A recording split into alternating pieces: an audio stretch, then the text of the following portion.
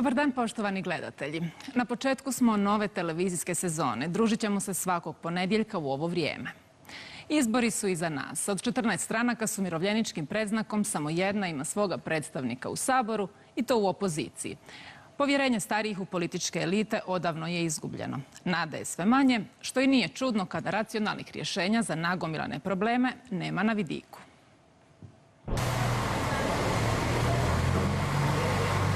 Znate, kad uzmete ukrasnu vrećicu, a u nju strpate sve ono što je prije bilo, ništa se ne može dogoditi. Čovjek treba sebe mijenjati, znači društvo se treba mijenjati dubinski, a to je problem ove zemlje. Neću reći defekt slavenske rase, ali ću reći problem ove zemlje. Koga jedni te isti su. Ovaj jedan je novi, ovi jedni te isti, niš ne bude bolje, niš se nemamo nadati. Baš ništa? Baš ništa, ništa dobroga. Od prvog ide tak, od 90. skroz je tak, niš ni bolje, samo to nema.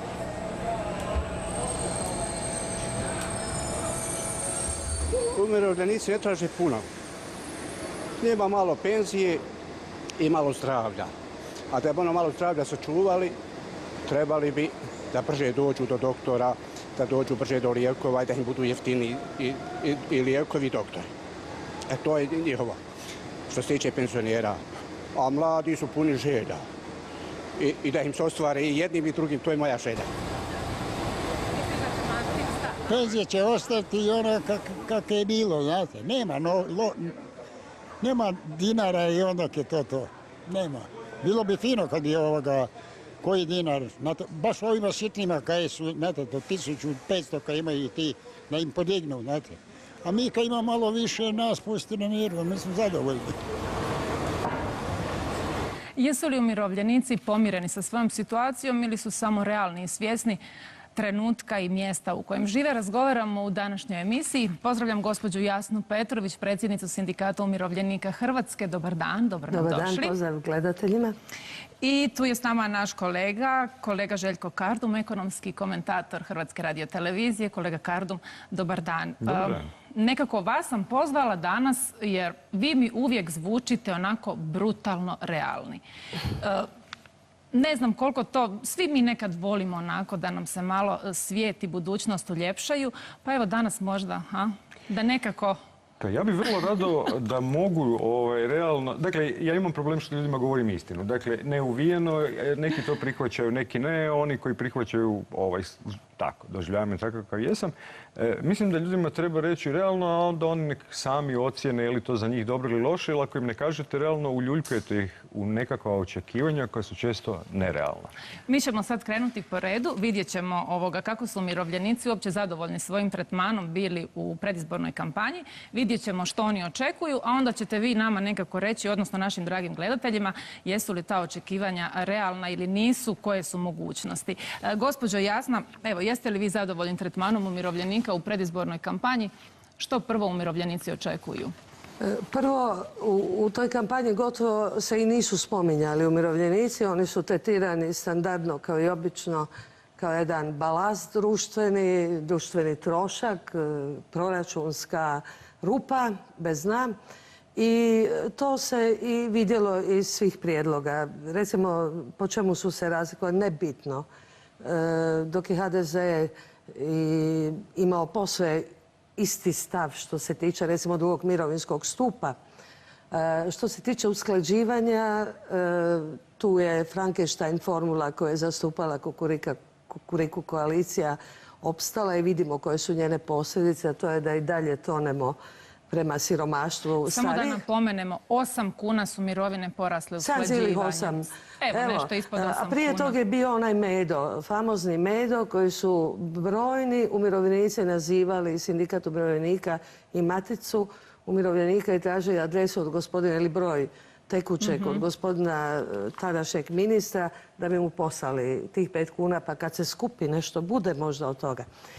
Poanta je u tome da ipak nešto sada, mada netransparentno, predlaže HDZ kad je riječ o promjeni formule usklađivanja, ali iz nje, što svako mora primijetiti, nestaje plaća. Ne spominje se plaća, nego samo BDP, stanje državnih financija i troškovi života. To je vrlo zbunjujuće, zna se da plaća jedino što svima analitičarima poznato ipak raste polako. Za razliku od troškova života, pogotovo ako u te troškove života, u taj troškovni indeks ulazi i Mercedes, i dijamant, i krzna, sve ono što stari ljudi naravno ne kupuju.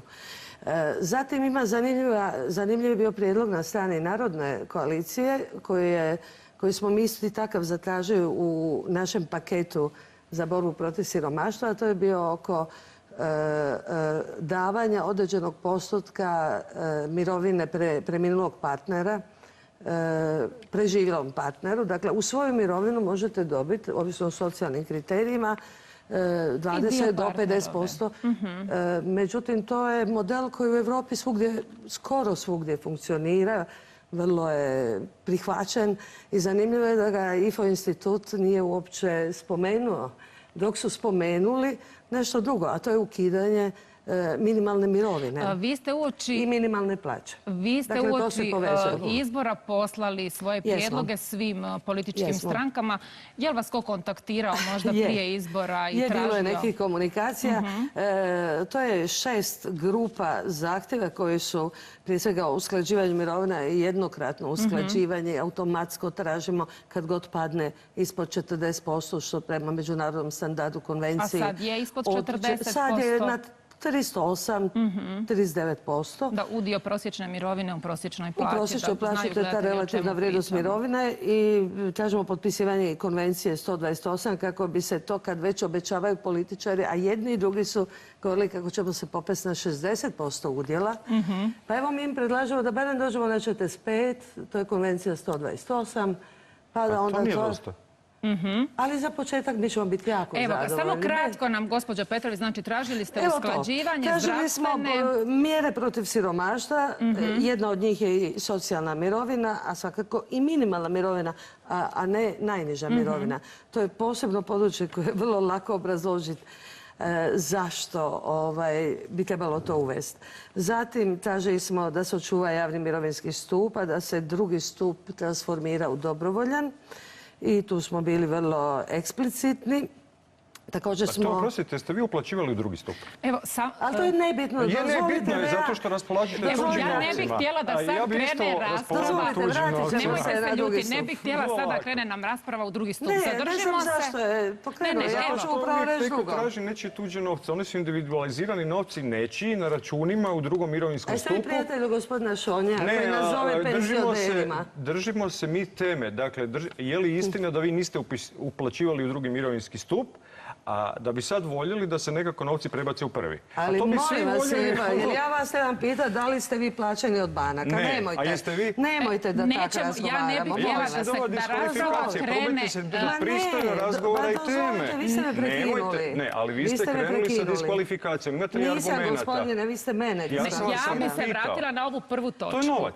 Tema je zatim kako zanemariti zloupotrebu starijih, blokiranih, ovršenih i kako razviti razvoj participativne modele sudjelovanja starijih u upravljanju, u odlučivanju u društvu. Sad stavit ćemo na stranu malo ovaj drugi mirovinski stup. To je doista jedna tema. Govorili smo mi u njoj i o trećoj dobi i svjesni smo mi da se ona možda najviše tiče nas zaposlenih. Tiče se naravno i umirovljenika. Koliko god vi bježali o tome, ja sam uvijek na strani umirovljenika. No dobro, 40% prosječna mirovina je udio, odnosno ispod 40%, 38, evo rekla je gospođa Petrović, da je udio prosječne mirovine u prosječnoj plaći. Ja mislim da je to prestrašno. Je li to trenutačno jedino moguće u ovakvoj financijskoj... Možda malo pričati o siromaštvu još k tome. Prvo, ja mislim da je to prestrašno. Dakle, kad idete u mirovinu da odjedanput vaši prihodi padnu za 50 ili 60%, a da vam troškovi ostanu isti.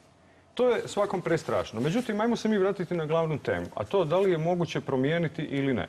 Da, moguće je promijeniti. Moguće je promijeniti, ali na jedan jedini način. Dakle, ne preraspodjelom, nego jedino bogata država može brinuti za svoje stanovništvo. A dokle da idemo na lakot? Ja vam nisam... Da nas se pobije negdje u planine. Ja vas nisam prekidao.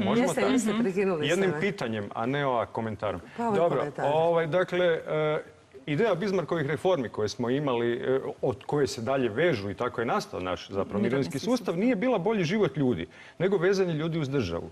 Dakle, Jer kad čovjek zna da mu novac u budućnosti ili u starosti zavisi od državi, onda neće rušiti tu državu. To je bila osnovna Bismarckova ideja, zato je izmislio mirovine, bolovanja, dakle da ljudi ovise o državi. Ja bi se branila u Prvi stvarnosti. mirovinski stup i Bismarck dan mi je jako danas, daleko.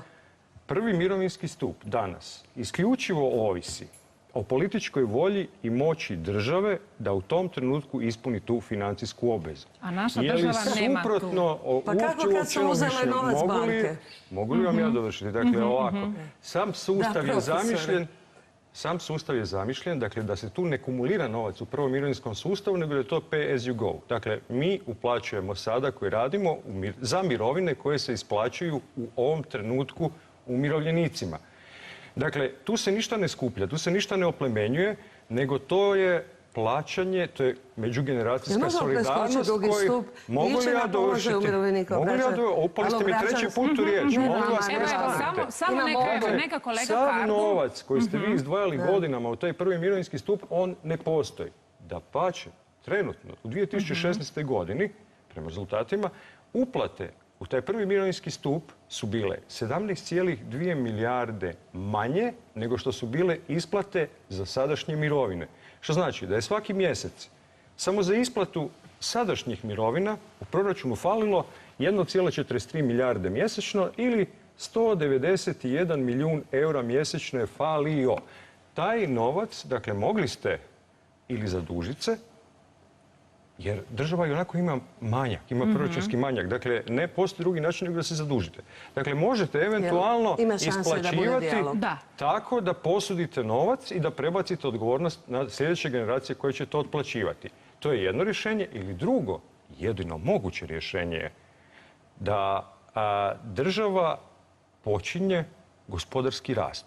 Kad Ali dolazi kod do nas gospodarskog gospodarskog rasta ljubav, nema. se Mi vratimo smo se na to, deklarirali kao ne možete socijalna... ne možete očekivati da pokrijete tu rupu, taj gubitak, ako nemate gospodarskog rasta. To je ključ problema. Možemo obećavati sad što god hoćemo. Jasno da ali gospodarskog ne možemo... rasta nema, ali kažem, deklarirani smo između ostalog i kao socijalna država. Apsolutno. I ono svih tih Dakle, silnih cilj nije u parola o preraspodjeli nama nego govori... u zarađivanju, novom zarađivanju. Ako nemate novog zarađivanja, nećete pokriti ni rupu koju vam rade svaki mjesec od 200 milijuna eura. Da pričamo o položaju umirovljenika, On je strašan. onda mi Tu se možemo dopustite složiti da odmah. govorim o tome, ne da vi pričate svoje gotove rečenice koje čitamo i slušamo stalno. Nemojte sad, ja ne Budite bih htjela ljubazni. da se Ja ne znam što sam vrijeđamo. novog Kažem, saznao od kolega vas. Kardum nam je Niste mi ovdje... dozvolili ni da govorim. Dozvolite. Apsolutno, kažem, ja bih željela da nam Mene kolega... zanima da li znamo koliko umirovljenikama manje mirovina od 1500 kuna. Preko 200.000 umirovljenika.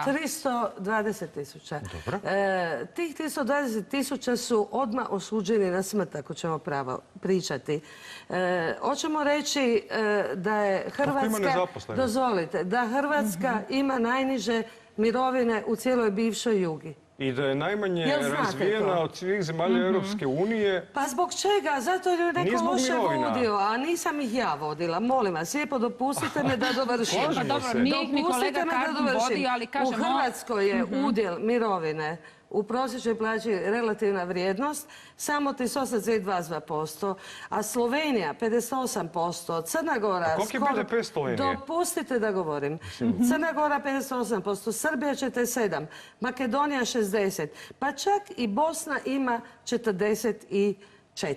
Znači, svi su bolji od nas, a k tome oni Govorite imaju... o relativnim odnosima. Govorim o relativnoj mirovini koja spaja šljive i kruške. To je Tako jedini je. način da se uspoređujemo. K tome, uspoređujemo se i po cijenama. Prosječna cijena u Hrvatskoj je gotovo dosegla evropsku, na 90 smo tu posto, a u ovim zemljama je 60 do 70. U većini njih osim Slovenije. Ne bi li to trebalo biti To govorim postavljeno da pitanje i ta mala- političkim elitama da one urede platforme na osnovu kojih će se graditi sustavi gdje ne bi bilo Naravno, takvih i taj razlika sustav smo mi i gdje nama predložili. umirovljenici ne bi bili socijalna kategorija. A kažem, kolega Kardum, ja sam ga zamislila ovdje kao nekoga ko će nam reći u kakvom je trenutačno financijskom stanju naša zemlja i Znamo mi može li to. mirovinski sustav dobiti nešto više, je li doista ovo što trenutačno dajemo zaista maksimum. Pa nije, Iz možemo ekonomske se- strane. ne, Kažem, vas može se pitam i to više kao davati ekonomskog umirovljenicima. stručnjaka. Apsolutno, ali to će biti novo zaduživanje. Dakle, ne postoji To način nije da se... točno. Reformom mirovinskog sustava, kao što su to učinile Poljska, Češka, Slovačka, Uspoređujete Mađarska, sve zemlje koje su dopustite, 10 puta Bugarska. uspješnije od Hrvatske. Ne, koje nisu bile uspješne dok nisu ukinule drugi mirovinski stup i transformirale ga u dobrovoljni zbog njegove skupoće. 2% u Poljskoj tranzicijskog troška za drugi mirovinski stup po analizama neplaćenih i nekorumpiranih agencija i instituta su dovele gospodina Donalda Tuska do toga da se obrati narodu i kaže ko ima manju plaću od 7.500 dakle, kuna u Hrvatskoj bi to bilo, 1.000 eura, neka ne štedi u drugom stupu, jer to je kazino ekonomija. On je bio pošten i nije zbog toga propao, nego je otišao u Europsku komisiju. Zašto vas muči drugo mirovinski stup? Zato jer je to taj novac koji ste uzeli, pogledajte. Ko je uzeo? Nije kolega Kardum uzeo nekakva druga politička elita koja je donijela tu odluku. Ma čekajte, molim vas. 91. godina. 70% je udjel prosječne mirovine u plaći. Ok, 12 godina pada BDP. Dolazi, čekajte, i tada se plaća doprinos mirovinski koji plaćaju k tome samo radnici. A to u Hrvatskoj isto se ne priča, a ne poslodavci, oni plaćaju zdravstveni koji je niži.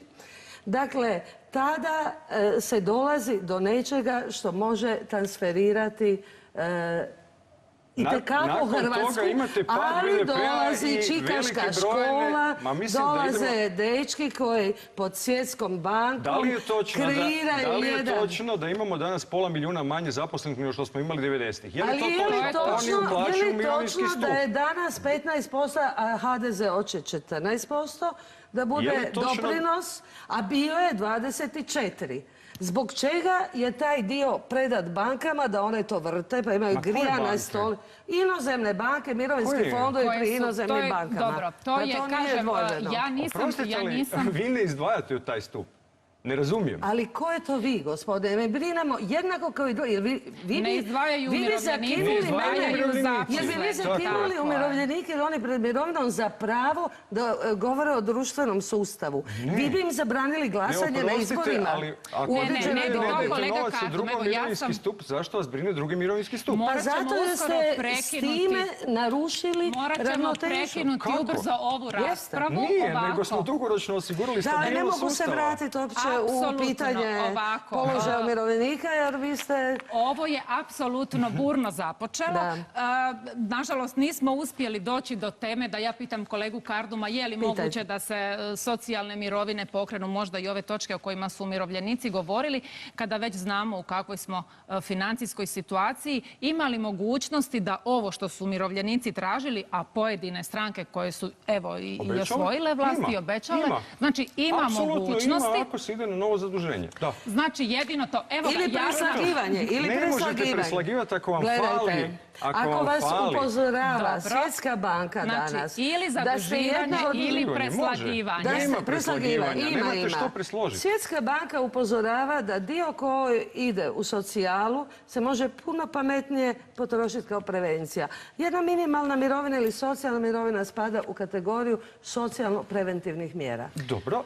Hoće li se s time složiti oni koji dobivaju socijalnu pomoć? Neće. Neće se složiti, ali evo, kažem, mi ćemo to... To im je jedan izvor prihoda.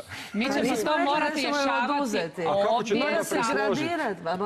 Ovdje ćemo to rješavati sa nekim elitama koje donose odluke. Sad, hoće li biti preslagivanje, hoće li biti zaduživanje, to opet, nažalost, ili gospodarski rast. Ali gospodarskog rasta sad na vidiku još nema, odnosno nema ga toliko da se ispune sva obećanja. To je ono što je ovo. Što je nažalost ključno u ovoj zemlji. Mi moramo završiti ovu raspravu. Gospođo Petrović i gospodine Kardum, meni je drago da ste danas bili u trećoj dobi. Burno je započela ova sezona. Ja se nadam da neće biti ovako, dragi gledatelji, svakog ponedjeljka, jer bi to bilo previše. Kao što sam i rekla, predstavljajući moga kolegu Karduma, realnost nekako nam nije lijepa. Isto tako, realnost umirovljenika nije lijepa, za koju se apsolutno zalažemo u trećoj dobi. Tako da treba razumjeti i jedne i druge stavove. Nadam se da su naši gledatelji koliko toliko to sve skupa razumjeli i uspjeli uspjeli vas pohvatati u ovom vašem ovdje fajtu. Vama najljepša hvala na gostovanju u Trećoj dobi. Razmislit ću drugi put dobro hoće li vas spojiti ovdje za razgovor od 20 minuta. Hvala vam lijepo na gostovanju. Sad je prošlo vrijeme već. Prošlo vrijeme. Nastavit ćemo raspravu ispred studija. Hvala vam lijepo. Hvala.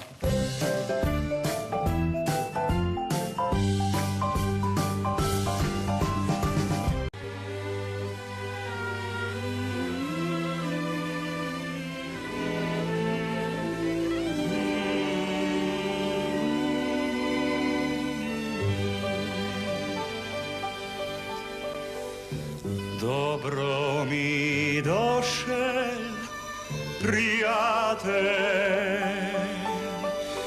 v skromni zagorski dom.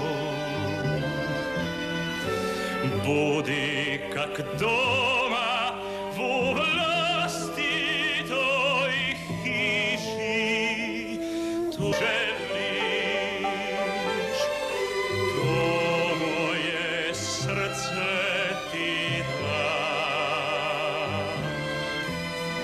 Zagorci da su prijatelji pravi, to danes celi svet zna.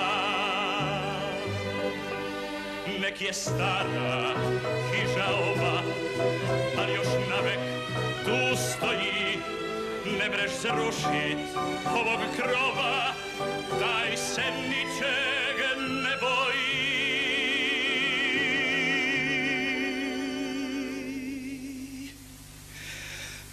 Dobro mi došel, prijatelj, v pravi zagorski dom.